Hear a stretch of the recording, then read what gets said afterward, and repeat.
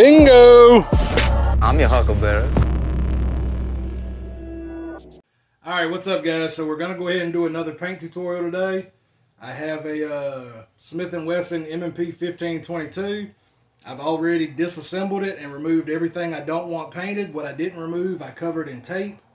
So the area under the pistol grip, just because that gets a lot of layers built up, it does make it a bitch to put the grip back on. So simple fix. As you can see here, a couple of drill bits holding the thing together and really just keeping paint out of those pinholes, because again, it does make it kind of a bitch to put it back together. Here to cover the barrel. This is optional. You guys can do what you like. You can also use PVC pipe, but I've got an old shotgun magazine tube, and that's just slid all the way down, and that covers the barrel even under the handguard, so I will not get paint on that. So prep, same as always. This is a polymer gun, so I did not use brake clean, but I just took it apart, cleaned it really well. I actually scraped all of the old carbon and stuff out of the receiver. I scrubbed the inside of the lower receiver, and then when all of that was said and done, I scuffed it all down with some green Scotch-Brite and some 4/0 steel wool, and then I took it inside, washed it in hot, soapy water, Dawn dish soap, just to really make sure I got everything off of it. I actually washed it twice, dried it out, and now we're ready to spray. As you can see, for the stock, I'm using an older one that had an M81 paint job on it. So, not exactly sure how I'm going to lay this video out yet. I may do an intro after I finish painting it, so you guys will see what it looks like to start out with. But the inspiration for this paint job comes from the, I hope I'm going to get this right, I want to be completely upfront, I'm a civilian, I've never been in the military, but the Sea Snake Cobra fucking paint job that I saw on the Marine Corps helicopters, I'll annotate a photo right over here. I saw that paint job and I thought it would really look cool on a rifle. This is technically, I mean it's my rifle, but this is the one my youngest son has claimed as his own. He liked that camo pattern as well, so he asked me to do that for his. He's actually a little jealous of the paint job I did for his older brother, and if you'll give me just a second, I just realized I've never showed you guys that, so let me grab that real quick. I'll show you that one. Alright, so this is my other M&P 1522. I went with a Modern Warfare 2 camo pattern. It's what my son wanted. I think it turned out really cool. Bring it closer to the camera just so you guys can see it, and I'll roll in some B footage here too.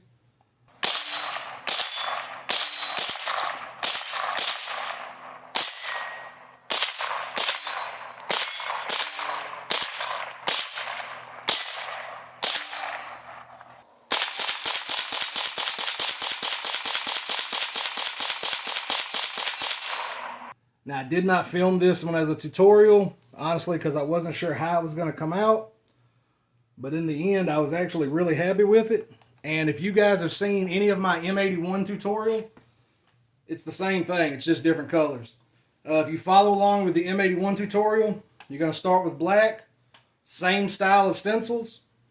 Then go do your white, same style of stencils there. If you look at the layout, you'll see about how much white and black are in the pattern. After you do your white, lay a set of stencils down, spray it gray. It's going to be the same gray we're using today, so I'll show you what that is here in a moment. And then after the gray dries, lay the third set of stencils down, and then finally spray it red. Wait for it to dry, peel your stencils, and if you want, you can do clear coat. That's completely optional, but I do like using the flat clear coat when I do paint jobs, just because it makes sure that all the sheens are the same. And it helps hide layer lines. But I'm really happy with how this one turned out, so I'm looking forward to doing the other one for my younger son. So let's see how that one's going to go. Alright, so on this rifle for my younger son, we're going to be doing that Sea Snake camo pattern. So the colors I'm going to use are Krylon, Camo, Olive Drab. Hold on, let me grab this.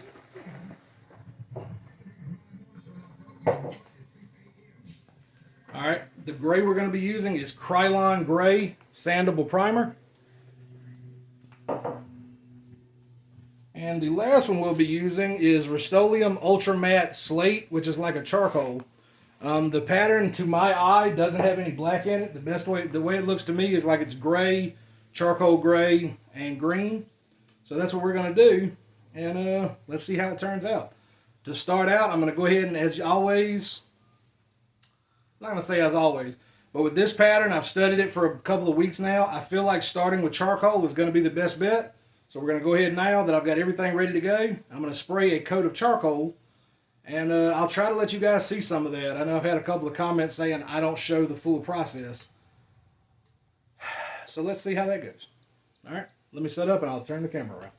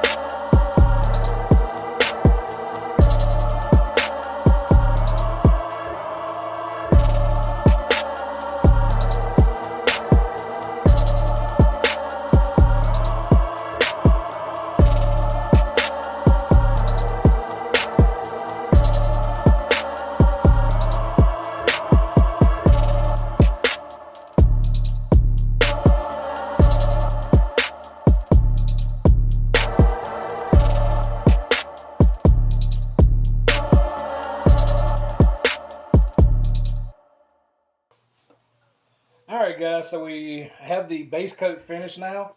I gotta say, I really do like the way this gray turned out. And just again, this is Rust-Oleum Ultra Matte Slate finish, or slate color. And it turned out really nice. So the inspiration for this, I've got a couple of different helicopters I was looking at. And there's one in particular where I don't believe it's actually an American helicopter, but I like the pattern from the American helicopter, but the coloration more of that one. And I'll annotate those again on screen. I was looking at them for reference. So looking at the way the pattern lays out, you're going to start on either end or both ends, depends on how it comes out. And just keep in mind that's going to be olive. And this is going to be a sort of a stripy pattern, but not really. I've actually only ever seen this paint job done once. And that was a guy in the group called That's Cool Now Spray Paint It. Kevin Easley, he did a really fantastic job kind of replicating this pattern on a rifle. And I'll shoot that rifle picture up here somewhere. So guys, if you're into spray painting rifles, definitely check out that group on Facebook. You'll get some really good inspiration, some good advice, good tips, and how to. So moving forward with the pattern itself, it's going to go olive drab, and then this charcoal color, which is actually slate, and then it'll be light gray, and that pattern is going to repeat. So it's going to go green, dark, and then gray. So what we have to keep in mind here is because this is not like a traditional multicam or M81 pattern, there's no overlapping necessarily. So we just have to think about how we're going to do the stencils. And the stencils are going to be a little bigger and cover a lot more space. So basically what I'm going to do here, the reason I started with the gray, is I'm going to run these in the middle. Then this side will be green. I'll know that when I do my next stage of painting.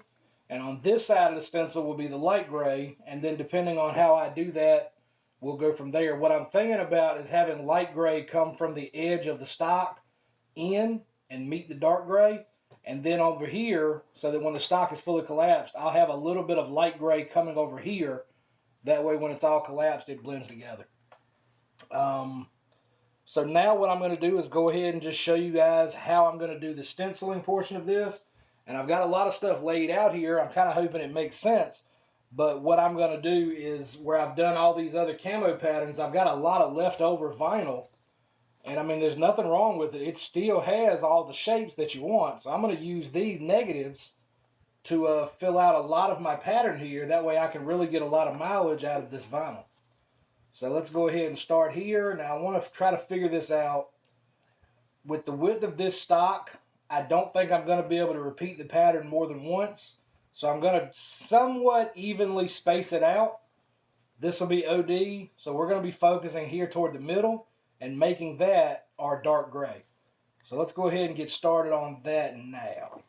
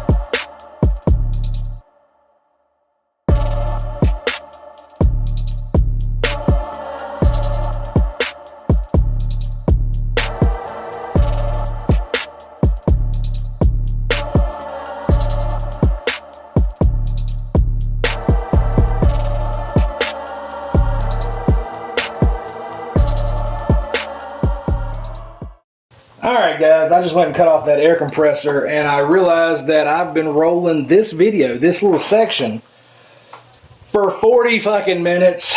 So I'm just not going to be able to film the entire stenciling process. But I showed you how to do that one. It's just going to be repeating that. at different gradients or different sections, keeping in mind the pattern. But when I'm done, I'll come back.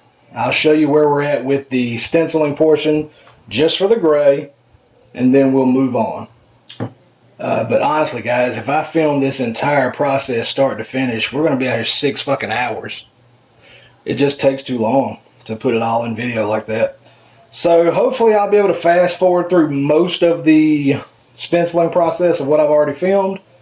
But I'm going to cut here. I'll come back once I get the rest of these stencils laid down for the gray, dark gray. See you in a minute, guys. Alright, guys, I told you when I finished doing this layer of stencils, I'd come back and show you. So this is where we're at so far. We've only covered what's going to stay dark gray. So keep in mind 2 other colors. So the pattern repeats: olive green, dark gray, light gray, olive green, dark gray, light gray, olive green. So remember, when you're leaving your void between your dark gray stencils, remember that it has to be 2 colors wide. So again, green, dark gray, light gray. The buffer tube is taped, so ignore that. Green, dark gray, light gray. Green, dark gray, light gray, and green have to fit in this gap. Dark gray, again, light gray and green again, and then this pattern is going to finish off on dark gray just the way it laid out. So, I'll give you a pretty good look at the stencils all the way around. That's what I've done on the top. And then the other side.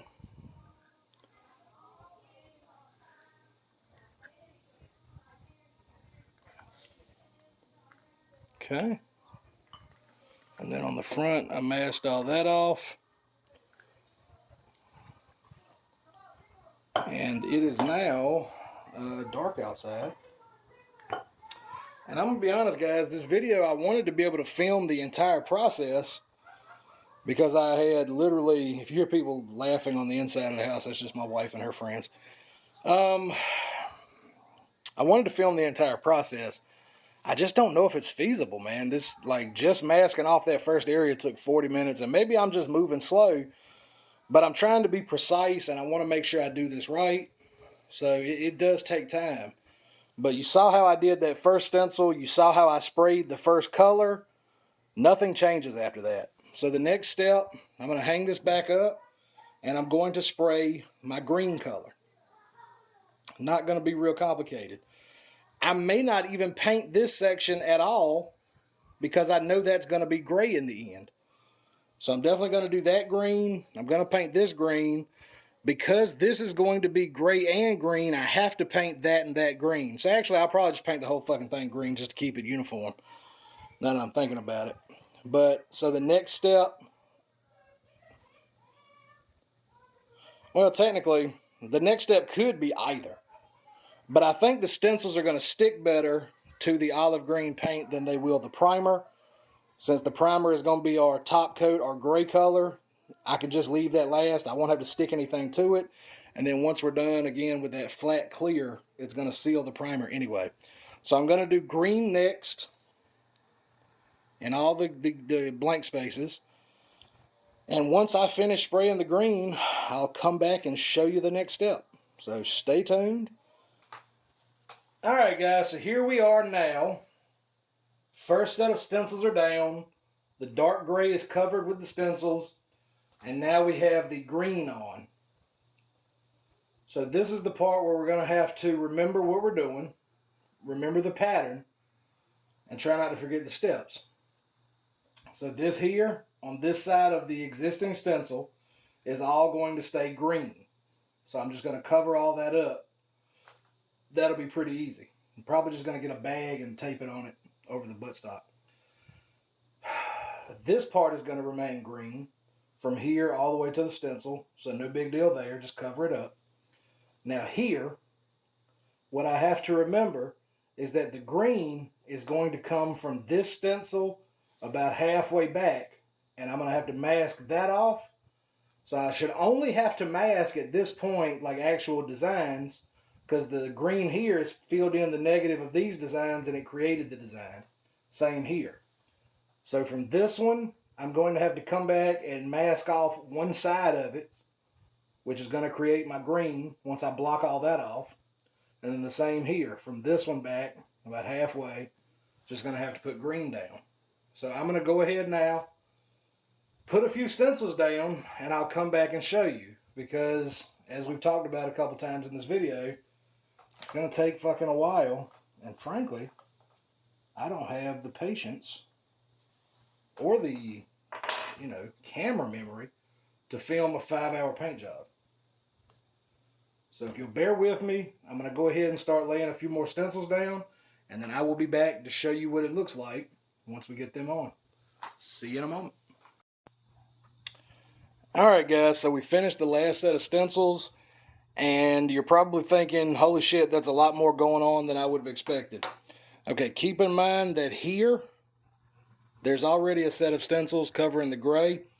I just taped about halfway up that stencil and then back because all that's going to remain green. So we didn't have to mask that off necessarily because the back of the gray stencil we put down became the green stencil.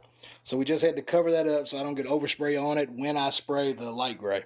Same with here. There's a dark gray stencil underneath this. It's just along the midsection, so it actually comes out quite a bit. On the back side of that is the defining edge for the green, so I just taped off all the way to the edge there. So it seems a lot more complicated than it is. Here, this was the area that was double gapped, so I did have to define the line where the green and the light gray will separate. But on this side of the dark gray, this side of the green, what's in the middle there is going to be the light gray. Same here. There's already a dark gray stencil under this. I had to add this, what you see yellow. The only thing that's new is the yellow stencils you see. And literally all that is the left side of the dark. I just had to add a defining border, and then I taped off what was in between because the back side of the dark gives me the defining border for the green.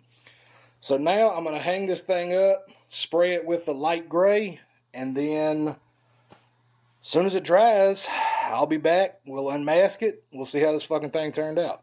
Again, sorry I couldn't show you guys the entire process, but this video would be outrageously long. If you have any questions, anything you don't understand, any steps you need help with, you can hit me up on Instagram, Facebook, or YouTube. If you hit me in the comments, I'll still do what I can. Facebook and Instagram, definitely easier to communicate. You can send me pictures. I can help you step by step. Just reach out if you need anything. All right, without further ado, let me hang this fucking thing up. It is late as shit. What time is it? It's about 11:15. So let me go ahead and hang this up, shoot this final coat of paint, and then go fucking do something while I wait for it to dry. All right, I'll see you guys when this thing's gray. All right, guys, so here we are. The gray is finally dry. It's been about an hour and a half since I sprayed it. It is dry to the touch. And now comes the unmasking process.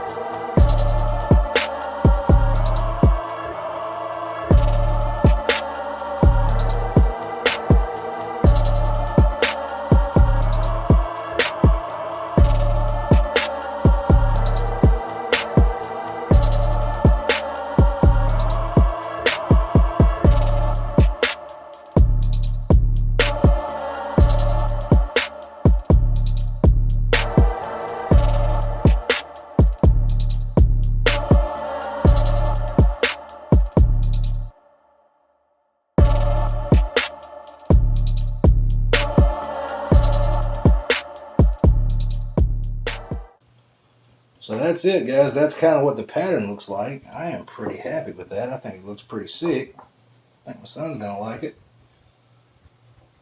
Let's see. How hard is this going to be?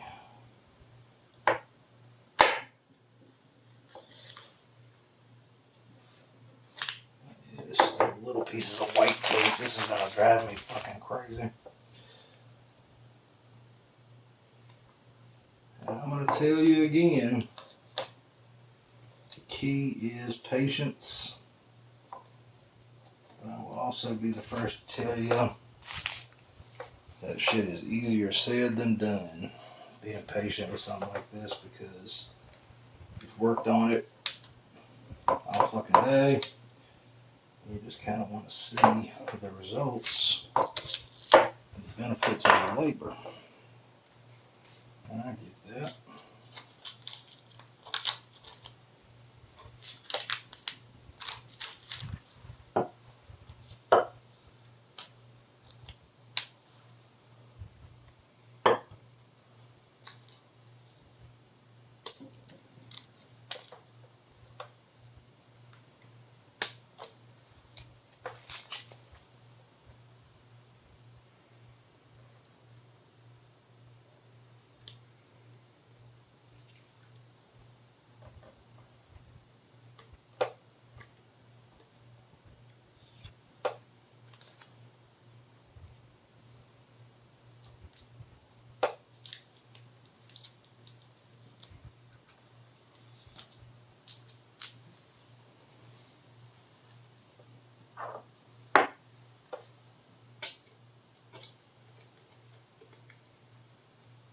Careful with the knife.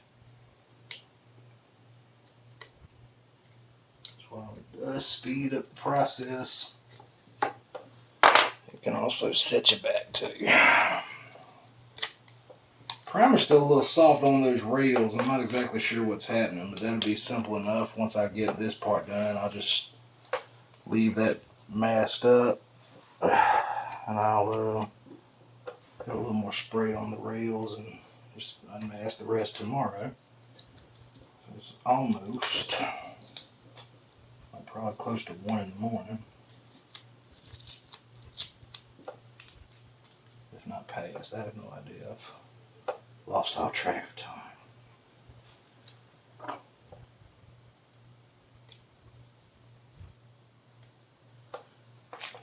But taking time to set the stencils is definitely paying off. Blade up so I don't nick the paint.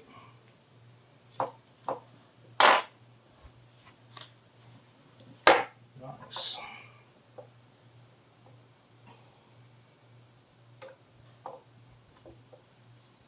Let's see, this part here is going to be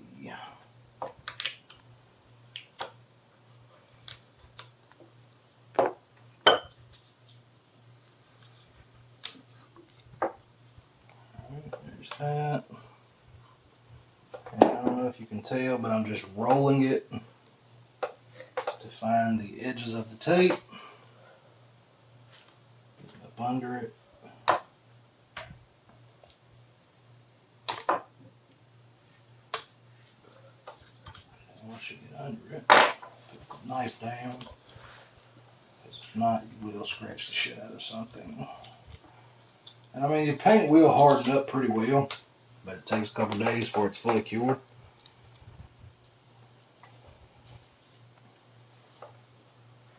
A couple of little spots there where it kind of mucked up the edge on the rail, there and there. Not a huge deal, honestly, but I'm going to fix it while I've still got the front half taped off. But there's the pattern. Really excited to see what it looks like in the daytime. And yeah, guys, there you go. I'm going to go ahead and touch this up, set it up, let it dry overnight, and then I'll come back and unmask the rest of it. I'll show you that tomorrow. Alright guys, see you then. Alright guys, so there it is unmasked. Let's go ahead and take a look at it. Actually turned out pretty cool, I think.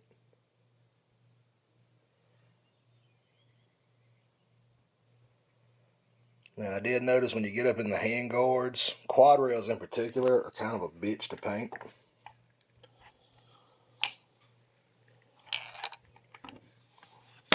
So I made the mistake of going a little too detailed there, and I had to make those corrections.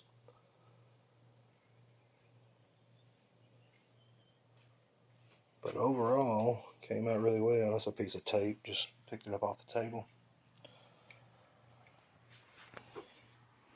All right, and let me put this thing together, and we'll take a look at it in the daylight. See you soon. All right, guys, so here we are with the finished product. Not sure how well that's picking up on camera, so you know I'm going to roll in some B footage.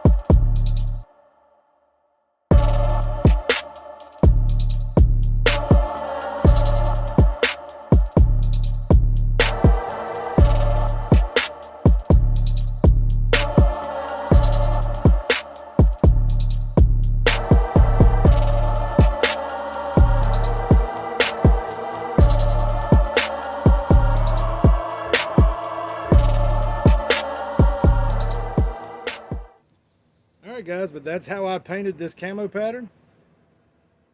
Hopefully it helped out some of you guys if you weren't sure how to do it. If you like the camo pattern itself, now at least you know how to copy it. Let me know in the comments down below what you think of it, what you think of the process. If there's anything you think that I should be doing a little differently, let me know in the comments. I'm not the end-all be-all expert, but this is how I do it. Thanks for watching the video. And as always, stay safe, take care of each other. Peace. I'm your huckleberry.